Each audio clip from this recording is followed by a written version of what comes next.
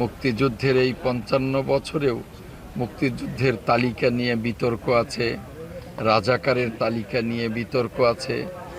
আমার সম্মানিত মাননীয় প্রধানমন্ত্রী জনাব তারেক রহমান আমাকে এই মন্ত্রণালয়ের দায়িত্ব দিয়েছেন।